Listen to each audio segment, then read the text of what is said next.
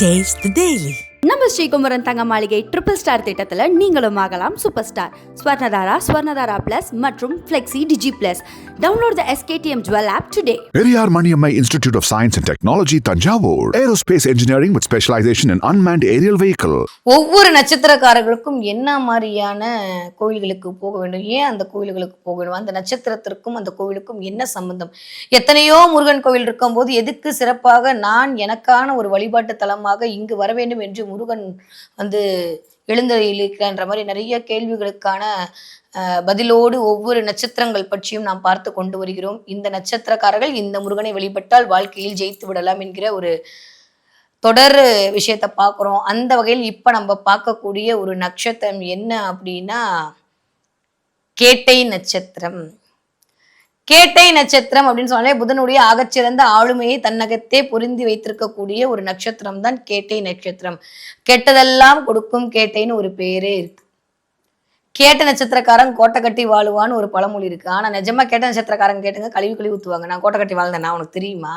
ஏதாவது படிச்சேன்னு ஏதாவது வாய்க்கு வந்த மாதிரிலாம் பேசாதீங்க அப்படி நான்லாம் கேட்ட நட்சத்திரம் பேசி அவ்வளவு திட்டு வாங்கினேன்.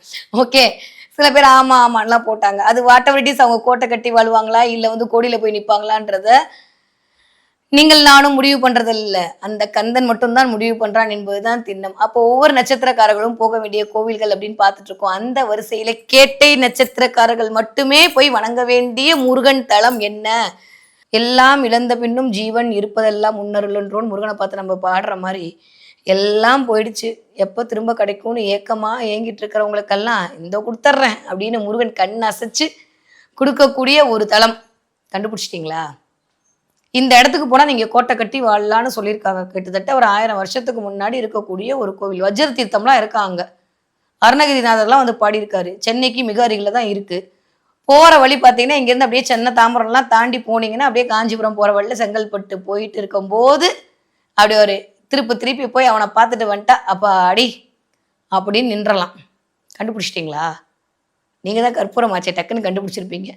திருப்போரூர் முருகன் கோயிலுக்கு கீழே கமெண்ட் போட்டால் நான் தப்பு போட்டுருவேன். ஓகே, திருப்போரூர் முருகன் இருக்காரு, அவர் வேற லெவல். நம்ம அவர் வேற மாதிரி பார்ப்போம்.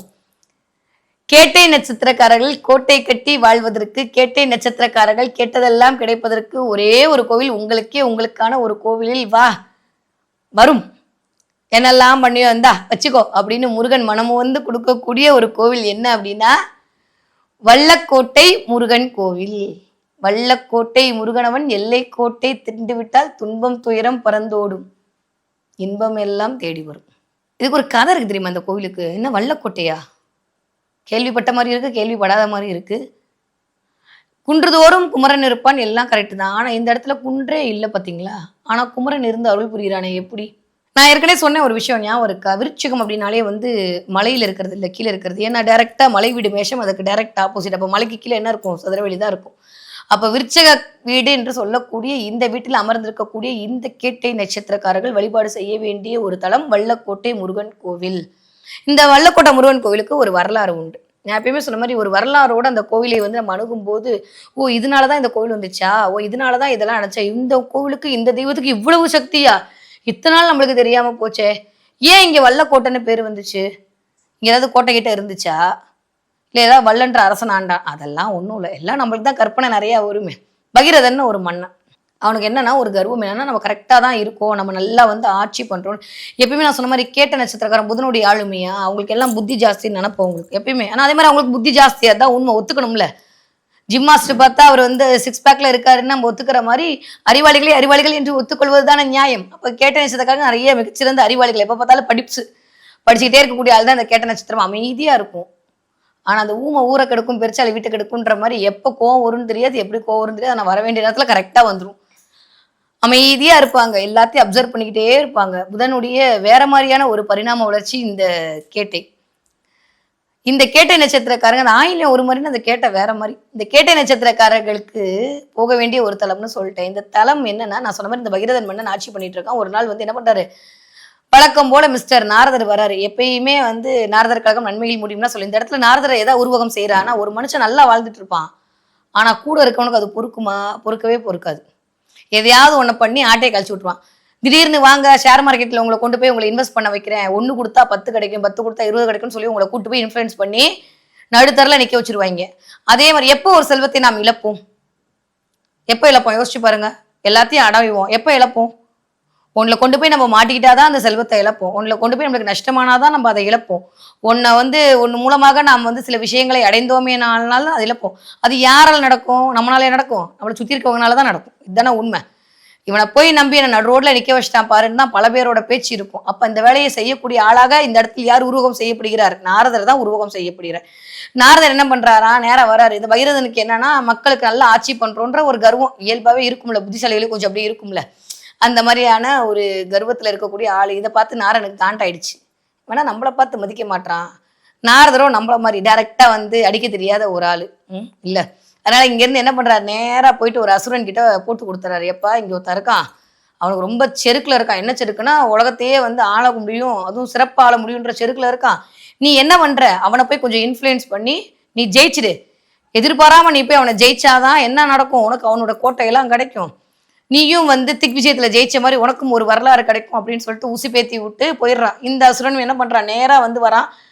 அன்எக்ஸ்பெக்டடான விஷயங்கள் தான் நம்மளுக்கு நஷ்டத்தை கொடுக்கும். அன்எக்ஸ்பெக்டான விஷயங்கள் தான் நம்ம கிட்ட இருந்து எல்லாத்தையும் இந்த மாதிரி எதிர்பார்க்காத ஒரு தருணத்தில் வரக்கூடிய இந்த பேர் இடியை தாங்க முடியாம பகீரதன் என்ன பண்றான், அந்த மன்னனிடம் தோற்று போறான். தோற்று போயிட்டு கண்டுபிடிச்சாரான். ஆகா, மிஸ்டர் நாரதரோட வேலை தானா இது, இந்த ஆளை நம்ம பகைச்சுக்கிட்டோமே அப்படின்னு நேராக காட்டு கூடி போய் நாரதர் கிட்ட வணங்கி, எப்பா இந்த மாதிரி என் கோட்டையெல்லாம் எடுத்துக்கிட்டான், நான் மீண்டு வருவதற்கு ஏதாவது ஒரு வழி சொல்லு எனக்கு அப்படின்னு நாரதர் என்ன பண்றாரு, என்னாலாம் வழி சொல்ல முடியாது, ஏன்னா போட்டு கொடுத்தவனே நான் தான், என்னாலாம் வழி சொல்ல முடியாது. நேரம் என்ன பண்றாரு, துர்வாச முனிவர் இருப்பாரு, அவர்கிட்ட போயிட்டு சாட்சகமா கால விழு. அவரோ கோபம், அவர் என்ன பண்ணுவாரு, கோபத்துல அந்த ஆளை சபிச்சிருவாரு. எப்படி எப்பயுமே கெட்டவன் நல்ல விஷயத்த சொல்லியே கொடுக்க மாட்டான்.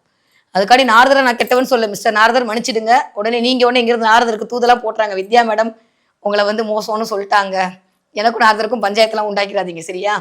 நாரதர்கிட்ட போய் சொன்னேன். நாரதர் என்ன பண்றாரு, கையை காட்டுறாரு. துர்வாசர் உட்காந்துருக்காரு காட்டுல. அவர்கிட்ட போய் நீ கேளு, கேட்டேன்னா உன்னுடைய நாட்டை மீட்டு கொண்டு வந்து விடலாம். அவர் ஒரு வழி சொல்வார், ஒரு மார்க்கம் சொல்லுவார். நேரம் அவர் என்ன பண்றாரு, பகீரதன் துர்வாசர் கிட்ட போறாரு. போயிட்டு எப்ப இந்த மாதிரி ஒருத்த வந்தான், இந்த மாதிரி நடந்து போச்சு, இந்த மாதிரி என்ன விஷயம் நடந்துச்சு, இப்ப நான் இழந்ததை மீட்டெடுக்க வேண்டும், என் மக்கள் எனக்காக அமர்ந்திருக்கிறார்கள், நான் என்ன செய்வது என்று சொல்லும் போது துர்வாச முனிவர் வந்து ஒரு பிராய்ச்சித்தம் சொல்றாரு. என்ன பிராய்ச்சித்தம்னா, வெள்ளிக்கிழமை ஒரு 7 வெள்ளிக்கிழமை இங்கு அமர்ந்து, இந்த நடுக்காட்டுல அமர்ந்து நீ முருகப்பெருமானை தியானம் செய்தியே ஆனால் உனக்கு இழந்ததையெல்லாம் நீ மீட்டு கொண்டு வந்து விடலாம்.